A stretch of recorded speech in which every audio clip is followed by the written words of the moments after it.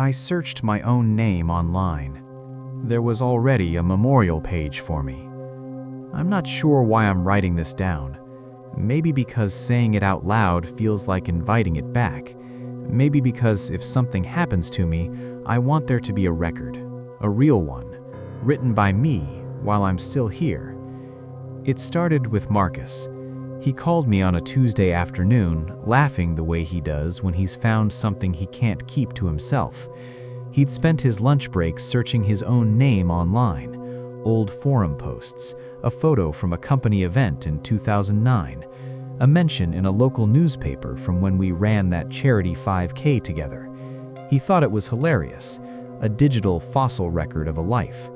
He told me to try it, said everyone should do it at least once. So that evening, I sat down with my laptop, typed my own name into the search bar, and pressed enter.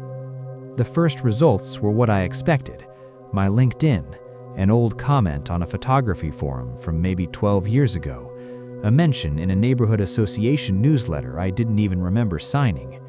I scrolled down, and then I stopped.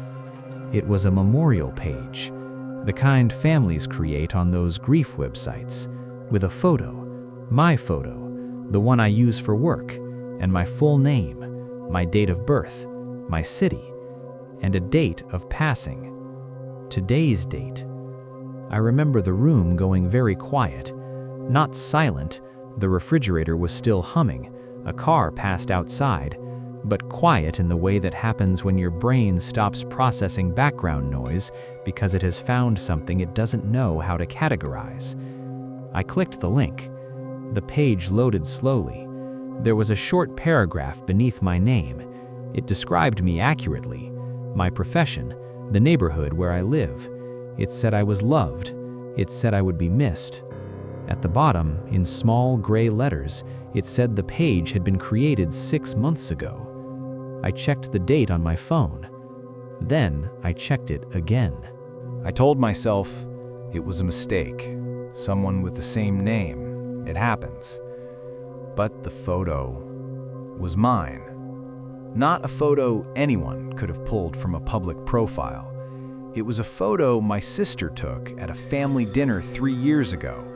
I remembered the exact moment, the way the light came through the kitchen window, the sound of my nephew laughing at something off frame. I had never posted that photo anywhere. It existed on my sister's phone and nowhere else. I called her immediately. She picked up on the second ring, cheerful, normal, completely unaware that anything was wrong. I asked her about the photo. She said she hadn't shared it with anyone. I believed her.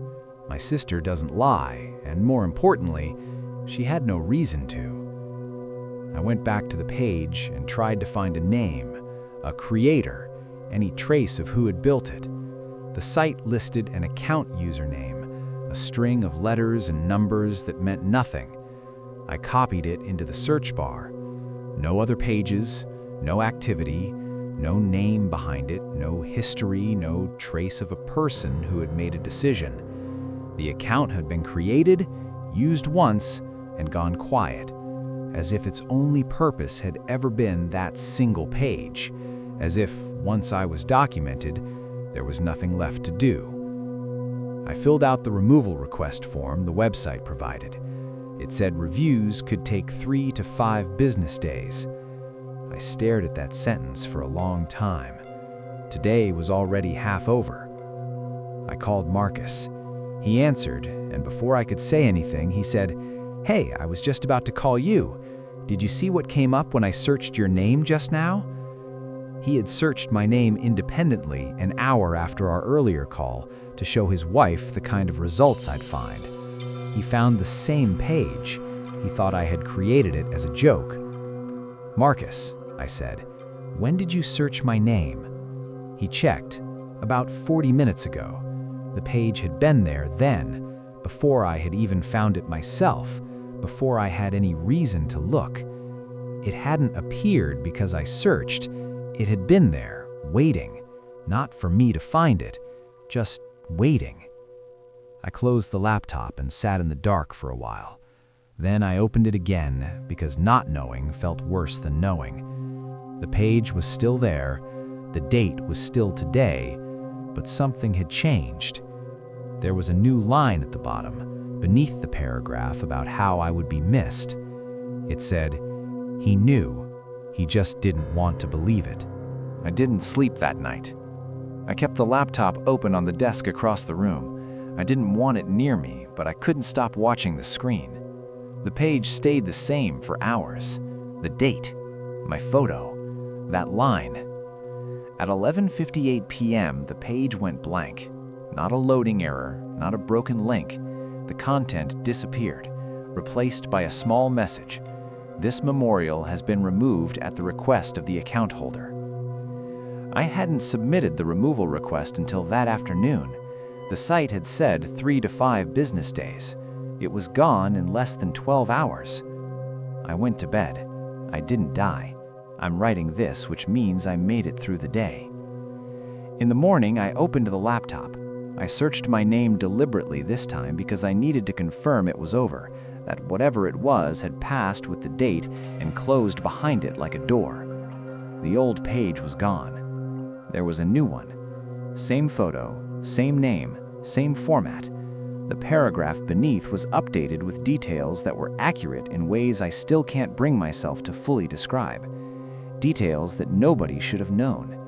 Details I had never written down or said aloud to anyone. The date of passing was different. 3 days from now. I have filled out another removal request. I have called the website's support line twice. I have told Marcus, who no longer thinks any part of this is funny. I have not told my family because I don't know what I would say. I don't know what the true thing to say even is. I have no explanation for the photo. I have no explanation for the line that appeared, or for how the page was removed before my request was processed, or for why a new one exists now with a new date, or for how it knows things I have never told anyone. What I know is this. I have 2 days left according to something that has been correct about everything else so far. I'm not going to pretend I'm not afraid. I am, but I'm more afraid of the thing I keep coming back to, the thought I can't push out no matter how hard I try. The first page said I would be missed. The new one doesn't say that anymore.